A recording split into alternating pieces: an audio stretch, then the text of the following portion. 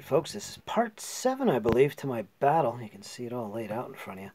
Now currently this is what it looks like almost halfway into turn 2. So quite a bit has happened, especially on the left, the Union left.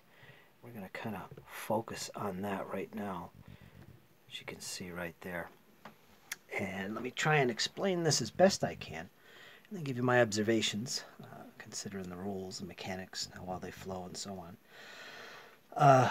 One thing you'll notice right away is that Early's brigade, this is Early right here, he's an aggressive brigadier. He's marked with an A on his counter. That does count for something in the game, the battle.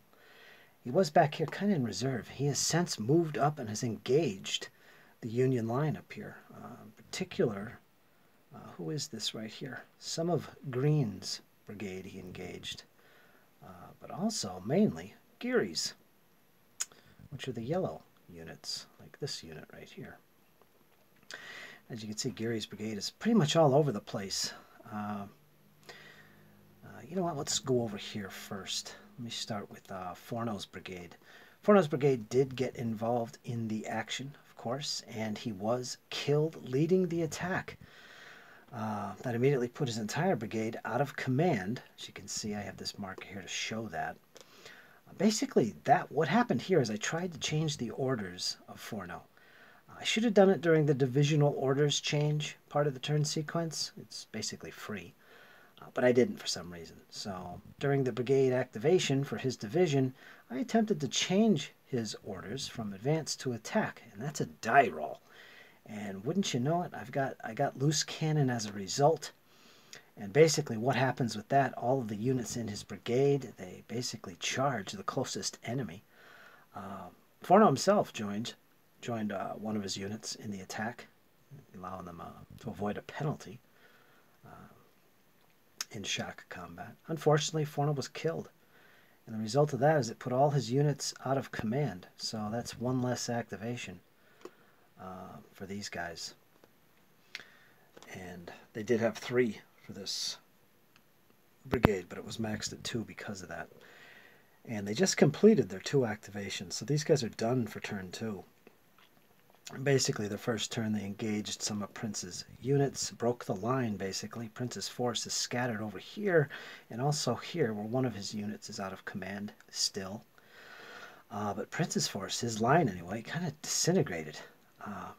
He spent his second activation trying to pull back his units, gather them together, do some rallying. Well, Forno wasn't actually doing it. He was killed. But yeah, that's what happened here. Their attack orders remain until a replacement can be put on the battlefield to replace Forno, and that was that. So this is his situation currently. He has most of his units concentrated back here facing the enemy, 2 disordered units. And this unit up here as well. Kind of way out here. He's taken 1 hit, but he's hunkering down in these woods after doing some fighting with the enemy. So that's Forno's brigade. He's done for the turn, folks, and out of command. There's a phase to get replacements. I think it follows this segment of the turn, if I remember correctly. Not sure, I'll check that. Over here, of course, we have, what's his name? Trimble. Trimble's brigade. He's got I think he has 3 units back here. Is it just 2? Let me see. No, it's just 2. He's got 2 regiments back here. He's with them. He's got 1 more up here that's out of command currently. But he's also combat ineffective for the turn, which means he takes 1 less activation than normal. Well, actually, he's maxed at 2 activations.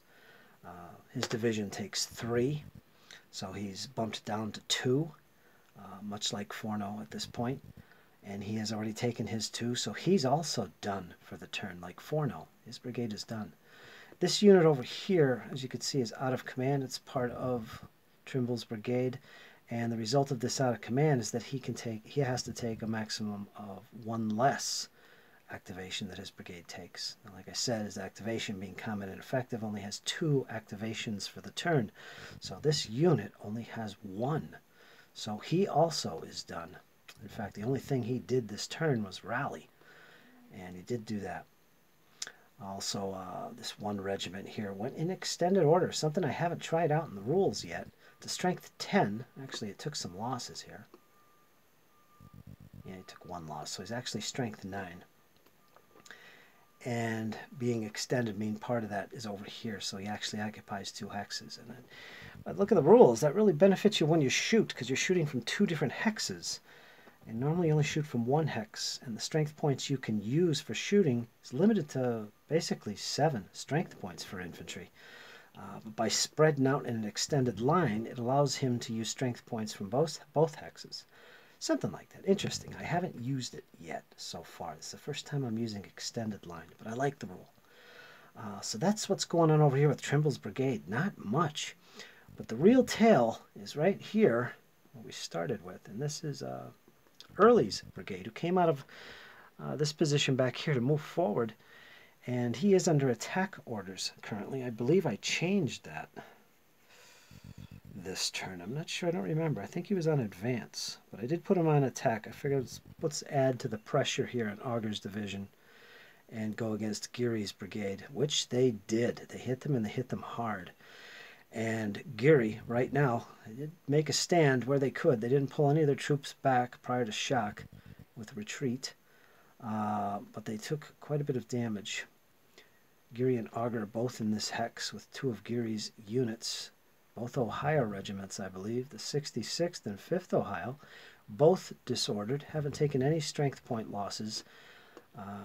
Yeah, so that's the situation there. And they are also under attack orders. So actually, they couldn't retreat from the combat. They did make their stand, they did fight, and they end up retreating it anyway.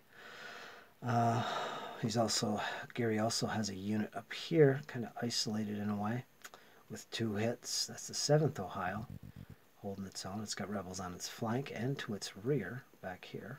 This is from Fornow's brigade, right here. Well, what was Fornow's brigade? Fornow has lost his life. And of course, right here we have Early himself leading the charge. He is an aggressive sort of fellow. That'll be a bonus in shock combat. We were originally back here when we made the attack with Early, and he did force the enemy to retreat, which is back here, and they didn't take any losses.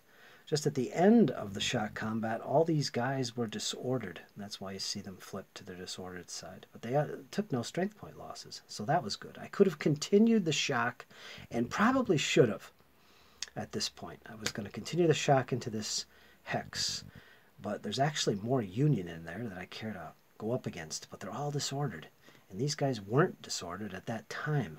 And plus I had Early leading them. I don't know, but I decided against it. He does have 2 regiments, and they're not very strong. There's a 4 and a 3. 4 and a 2. That's only strength 6. So I didn't like those odds. I think he has like 10 or 12 strength points there. So I called it quits there. That's okay. And we also had a combat over here. These units, there's 2 of them. They were stacked.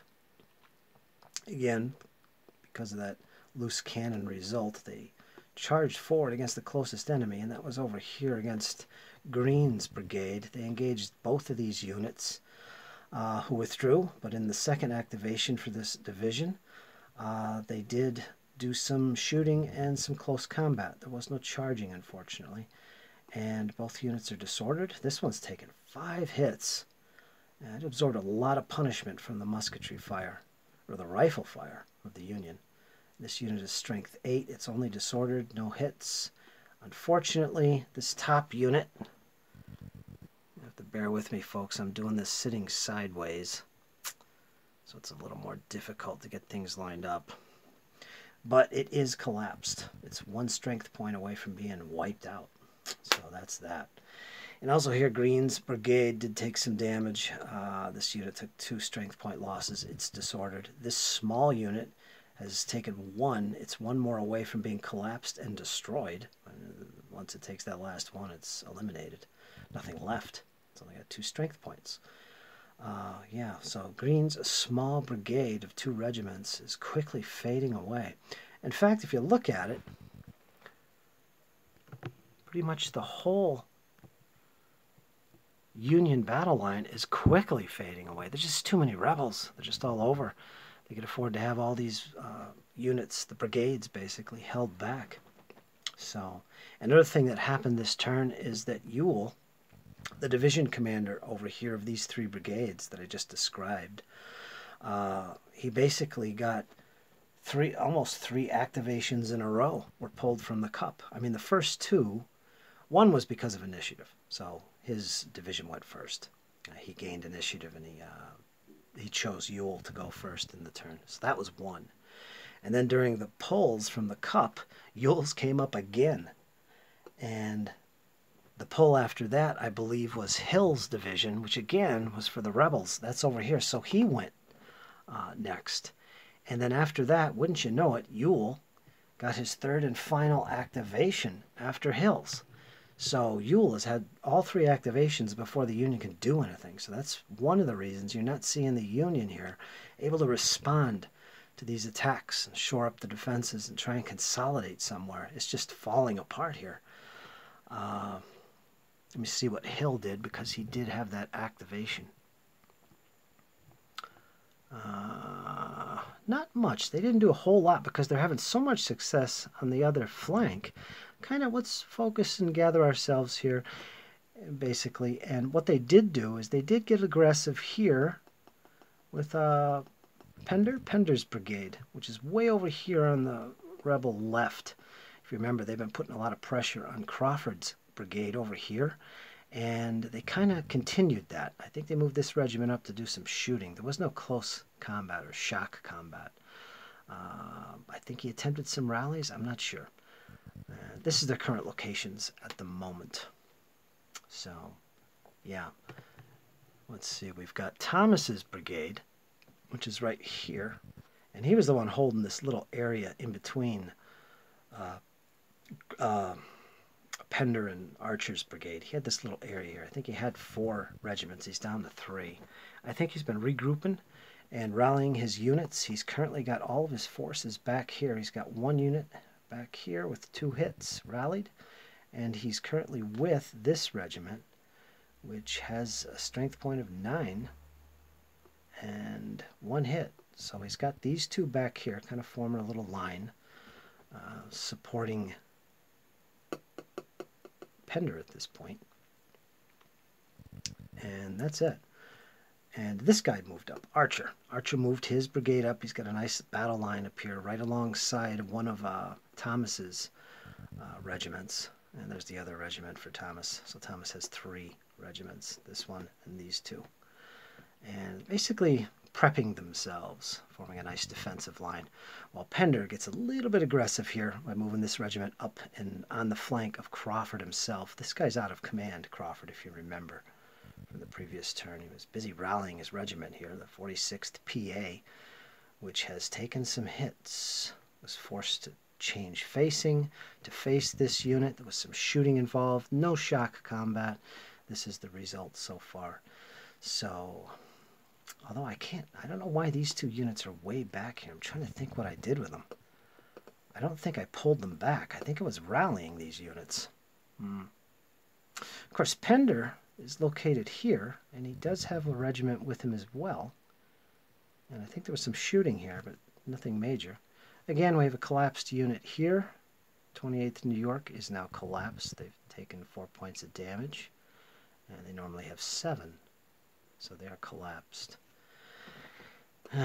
Quite a few units collapsing on the table, as you can see. So that's the current turn. I still have a bunch of markers in here. The Union has yet to go. I've got 1, 2, 3, 4, 5 Union and 2 Rebel counters left to take actions with.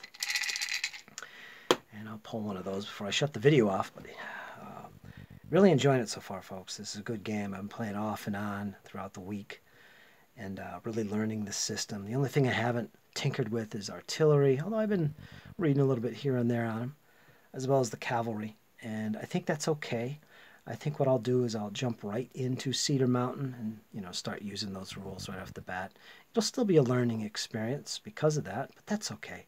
I'm pretty eager to stretch my wings here with this system and see what else is going to go on in this battlefield. Well, not this battlefield. This is just a practice game, which I'm thoroughly enjoying. So, there you go. And folks, I'll get back to you with the next part, which would be part 8. Maybe that'll be the conclusion. I could probably call this game now if I wanted. The Union is pretty much beat up. Banks's corps has had it. Their left flank's been compromised, and they're slowly being whittled away on the right. So there's not much to them. They really could use some cannon, I'll tell you that. But I'm going to play it a little bit longer, probably finish at least turn 2, let the Union have a chance to get back at the rebels here. And so yeah, I think I'll just keep filming and keep going until turn 2's done. And then we'll move on to Cedar Mountain, I hope. So tell me what you think, folk. You like this game? You like this system? Any questions about it? Let me know. And I'll be sure to get back to you guys with the conclusion of this practice battle. And boy, is it bloody. Okay, folks, you take care. Hang in there. It's only going to get better. Take care.